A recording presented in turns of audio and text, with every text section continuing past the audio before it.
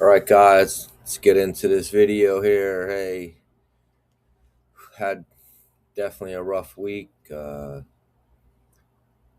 of exhausted physically and mentally, mostly due to the extreme heat and working out in it. Uh, whew, yeah, I haven't been able to, had the energy to make any other videos, so I'm a little bit behind, but just want to get on here while the week is finally over. Got couple days off, 4th of July, 250th anniversary for the United States. I hear some fireworks going on right outside, so people are getting hype. Should be more of a celebratory atmosphere everywhere, but I mean, a lot of weird stuff going on throughout the world. Got some problems here. A lot of it self-inflicted, really. Been through worse, I'm sure, throughout history, but hey, just gotta keep trying to be better people. Uh, just want more from our country. So hey, everyone should reflect a little bit on the 250th anniversary of the Declaration of Independence. You know, we all love America. We want to see it be at its best. So let's keep moving forward. Hopefully, the Mets also do the same and continue moving forward. Uh, this season has been a disaster so far. Um, yeah, I've been busy the past week, but I have been keeping up, and there's a lot of stuff going on, and most of it is not even on the field. Just a lot of talk, and this is the main point of this video. I mean, I'll touch on the Blue Jays series that we just had. Lost 2 out of 3, of course. Uh, some disturbing things, but really just more of the same. At this point in the season, you can't really make too much out of the flaws we know this team has. Obviously, it's just going to, or apparently, it's just going to continue to happen, and we're going to find ourselves needing to be sellers at the trade deadline. I mean, that's pretty much a foregone conclusion, but that's where we're heading here. We'd need a miracle like 20 game win streak just to get back into the conversation, and that's a shame because it's not even the All-Star break. But all right, we'll talk a little bit about this past series against the Blue Jays. So, like I said, we lost 2 out of 3.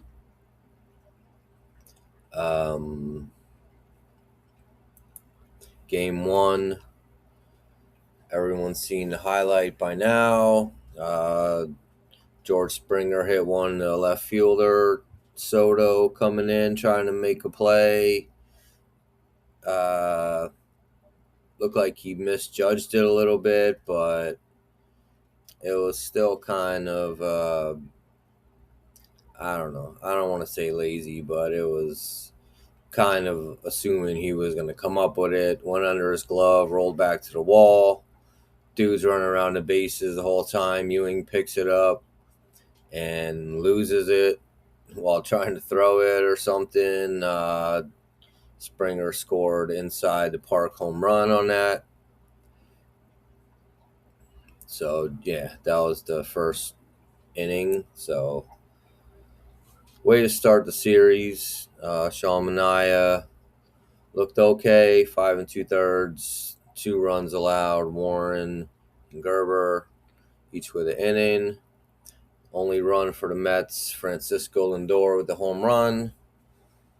Soto was 1 for 3 with a double and a walk, but also that play, which was basically the difference in the game. Game 2, Mets win 3-0. Good performance by McLean, 6 innings, 7 strikeouts, only 5 hits and 2 walks. Finish that off with our bullpen trio, Rayleigh, Weaver, Williams. And then Alvarez had a home run, Torrens with a home run, Beatty 1 for 3 with the RBI. Coming to the last game of the series, Peralta stinks it up again. 4 innings, 5 runs allowed, 7 hits, 3 walks. Gerber and Minter were decent, and then my guy, Cionel Perez. I don't think it changes too much about what I was saying. Like, I think he'll have a spot next year, or at least a chance to compete for a spot. He's been decent. In this one, he got touched up with a home run. He pitched. He relieved Peralta,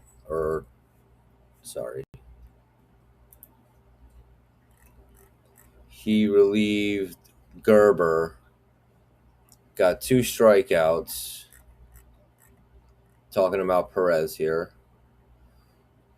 Got 2 strikeouts to end the 6th inning, and then came back up and just walked single, home run, single.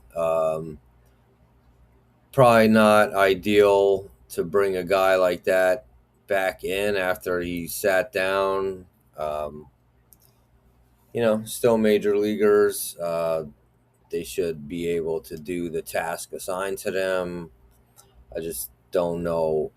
I mean, I'm sure he's pitched multiple innings or ups, as they call it, a few times this year, but a guy like that, you probably want to limit him doing that. Still think he has a decent shot to, compete for a spot next year.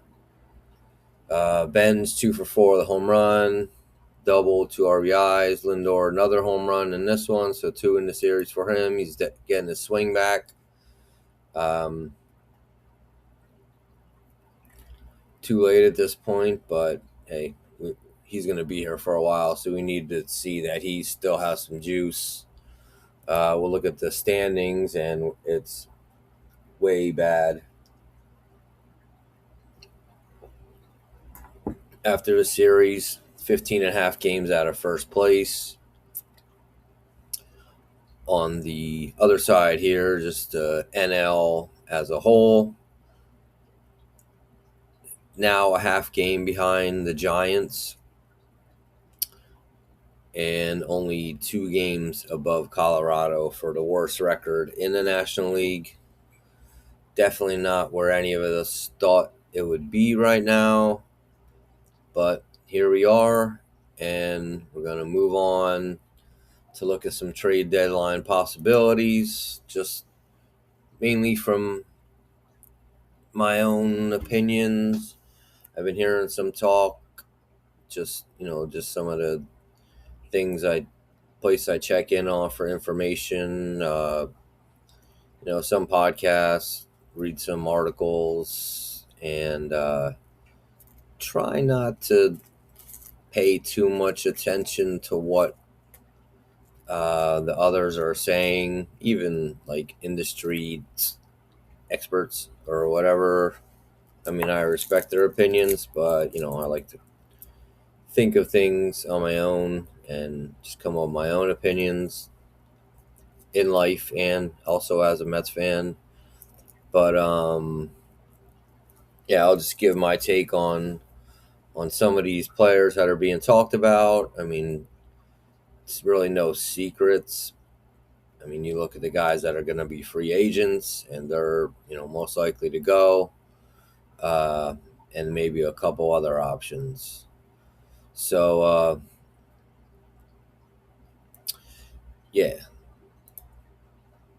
possibilities to be traded. I'm going to list it here as very likely.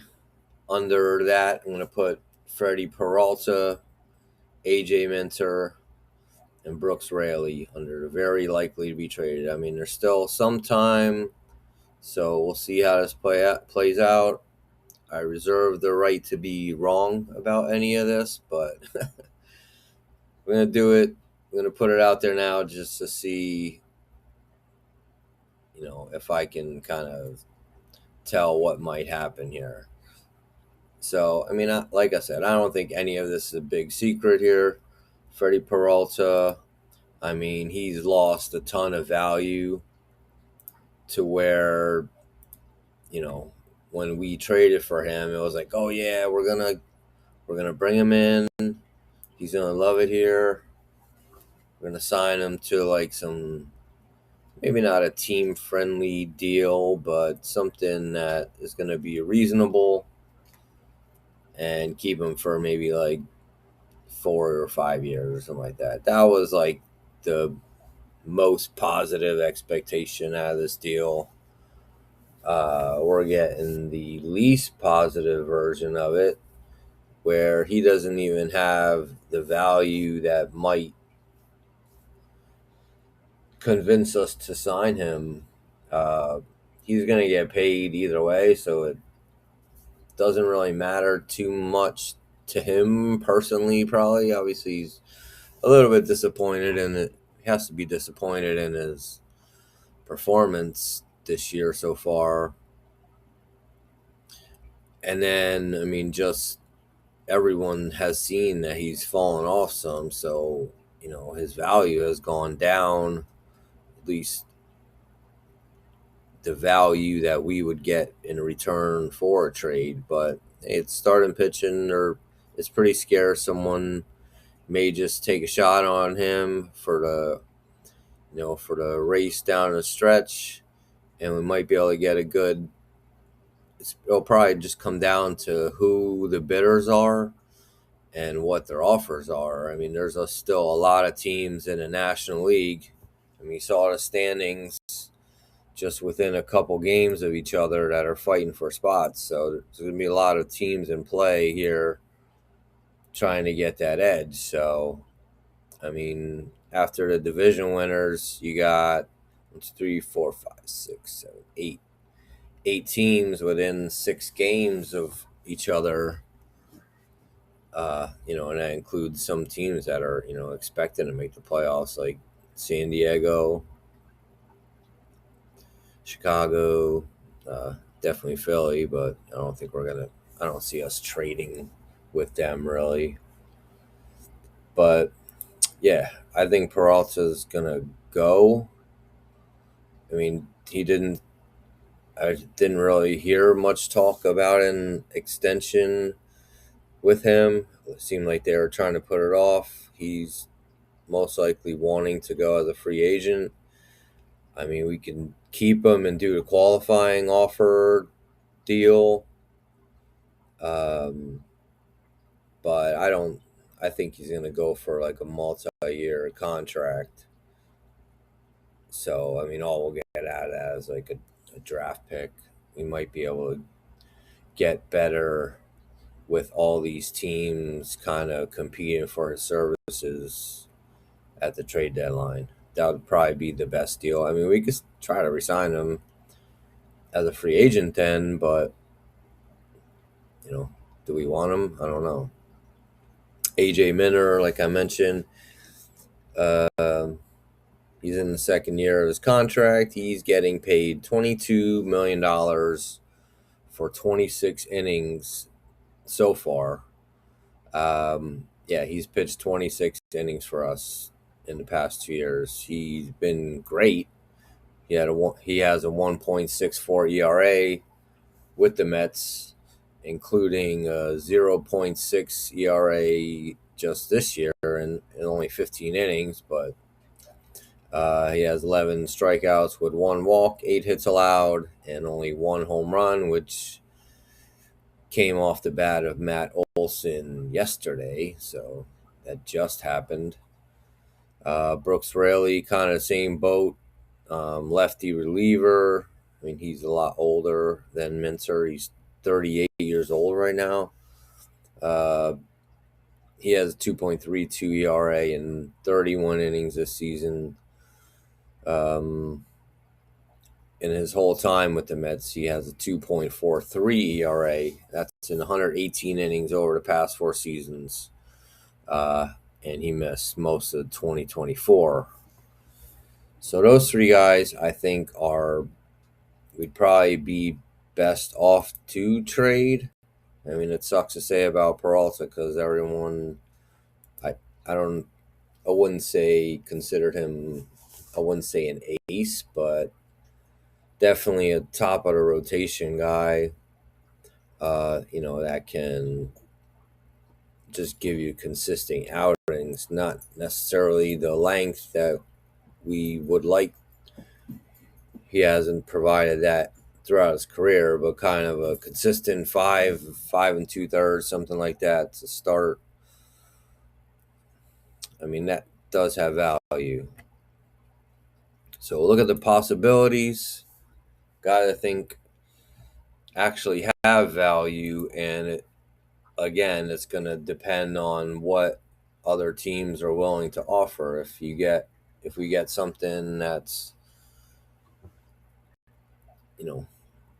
above and beyond what we would expect, and the move might be made. So Lewis Robert, obviously he's missed a lot of time this season, been injured. He's about to come back. Mets hold a $20 million team option on him for next season, or we could buy him out for $2 million. That in itself might have some value for a team looking to take on his or add on his salary for next season, or they could trade for him knowing they have the option, and then if he just blows up for them, then they could keep him for the 20 or just buy him out for $2 million. Mets might throw in some cash on that deal just to make the return a little bit better, as far as a better prospect, I would assume, is what they'll look for. And I guess on the Mets end, it's like, do we see a need for him next year making $20 million when we have Ewing and Benj and Soto in the outfield? But with Ewing and Benj coming up and definitely showing they belong, at least, it makes him more expendable, I would say. I mean, unless they want to consider that these guys are cheap and that can allow them to afford the $20 million for Robert. But, I mean, you have the same health concerns that we're already seeing this year. So I can see them trying to move him just to get back something in line with what we gave up for him, which was Luisangel Acuna. He's hasn't proven to be a horrible trade, other than the fact that Robert's not played. But we could look to kind of get some value in return there to replace Acuna, who was he kind of like got exposed in the majors, but he had value obviously enough to get Robert. And then the other guy possibly being moved, and this depends on a lot of things, especially with the Mets. I mean, I'm sure the Mets plan to compete next year. I don't think this year is going to set back any expectations for next year, but they just may need to rethink the player mix or something along those lines. So we have Luke Weaver. It's been great for us this year. He signed for next year for $12.5 million. Now that I'm sure we will gladly bring him back for that amount. I mean, they signed him for that, and his performance has been excellent. I think he's only making $9 million this year, or 9.5, and then the 12.5 next season. So his salary does jump up. Mets haven't shown any signs of slowing down spending, so I don't think they were going to cut him just for like saving the money. I think if anything, they'll pay a team to take him and try to get a really good prospect for that. Now, it all, I mean, do you want to give up like a solid asset that you know is going to be under contract for next year when you plan to compete? Mets are going to have to weigh some options there. But like I said, with all these teams possibly competing for guys to pick up at the trade deadline, we might be able to get a good haul for him.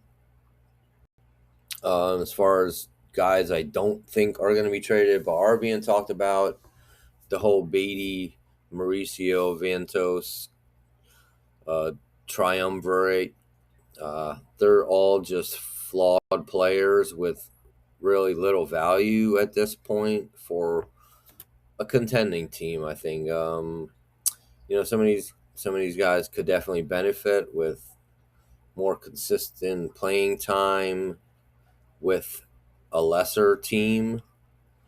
I don't think they hold the type of value that teams looking to make deals at the trade deadline are going to try to make. Obviously, Beatty and Mauricio, they're more flexible on defense. Mauricio kind of all around the infield. Beatty is played all around the infield and some in the outfield. So, I mean, you can debate how well he's played at any of those positions, but he's been out there. Mauricio obviously coming back from another injury, so who knows what teams think of him. Vientos always got the power potential, but he really is only a DH and like almost like an emergency first. I don't want to say not because he's not that bad at first. Like he's playable. It's just I don't think a winning team is going to have him as their first baseman really. So yeah, I don't think those guys get moved at the trade deadline. There's going to be a lot of talk because people are pissed at their performance. But I mean, a team has to value them for, in order to make a trade. And, I just don't think they have it.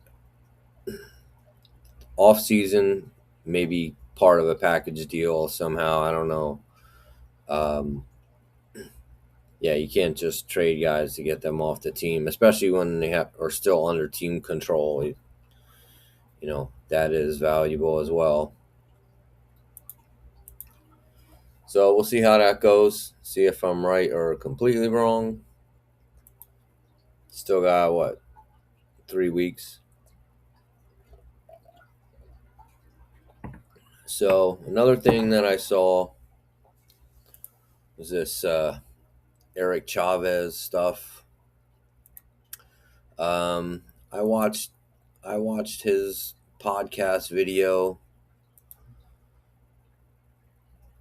I don't want to get into the details of it really because it just is like almost incoherent. His arguments.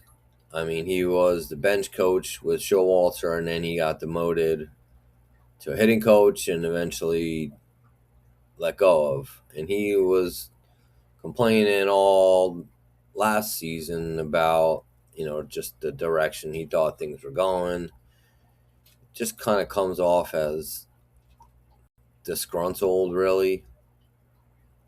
I mean, I appreciate the fact that he was a bench coach for the Mets under Buck. Didn't really stand out by any means as far as like his, I don't know how you gauge coaching ability, but I mean, he was a good player in his day. Hit for some power, played good defense. Definitely respect him, his career as a player. I don't know, his attempt at logic doesn't really add up when you look at all of his statements. He was really commendable towards Mendoza, saying it wasn't his fault, blah blah blah. No one's really saying it was his fault completely, or entirely, but coaches get fired. It's kind of what happens when the team underperforms. Uh, I mean, he could take shots at Stearns. Seems like that's his target, but I don't know. He said something about the minor league coaches were telling all the players to try to pull it in the air, and I seriously doubt that is their organizational philosophy. It's boiled down to just that, and then they're coming up to the, guys are coming up to the majors with that approach. I don't. There's a lot of bad going on with the Mets, and it's really all in the field. But I doubt they have that simplistic of a approach that they're teaching and trying to get everybody to buy in on it. Seems kind of far fetched to me. But hey, you guys want to check out his podcast, kind of comes across as like a meathead type. I don't know. It's hard to describe, but I don't know. I'm not buying it. I don't think he's doing himself any favors and trying to get back into the coaching ranks either. Also, I saw the Steve Cohen interview where the guys from the Post interviewed him. Heyman and Sherman. Don't really care for those guys. I don't know. I mean, I respect the fact that they're kind of old school, but they're part of that New York based media that always has the Yankee bias towards the Mets, and it's very prevalent in New York media. I mean, sometimes it's warranted, but it just seems like that's the way it is to some of these guys before anything even happens. I'm sure they're a little, obviously, I give them credit because they asked him about the Lindor Soto thing. Cohen responded that was a story last year. That was more of a story last year. Not that it was a thing, but it was a story. So that's where he took that. And people were like, oh, he admitted or something. And it's like he just said it was a story. Do they get along great? I don't know. Probably not. It don't matter. It's what matters on the field. I'm sure they want to win. So, uh, yeah, I need to put out some more thoughts on just the my take on the Steve Cohen ownership in total. I mean, hasn't produced like we thought it was, but man, people saying they would rather have the Wilpons back as owners that's ridiculous. I don't even know what to say because there were so many years where it's like, yeah, the play on the field was bad, but they weren't making the right kind of attempts to even build a consistent winner. And that's really what I think is being done with Stearns at the helm. For really the first time that I can recall, the Mets are putting tons of resources in their development system. And you can even see with the way they promoted Andy Green to manager from the development side of things, and he's going back there. So that shows where the priorities are. Obviously, what matters most is what happens on the field for the major league team, but all the winning teams are solid from the bottom up, and that is one of the things, probably the main thing that Stearns' team is focused on. So yeah, his moves haven't worked, but that's the way I'm looking at it. All right, but I have a lot more to say about that, but I'm going to cut this one off for now. All right. Good night, Mets fans. Let's go.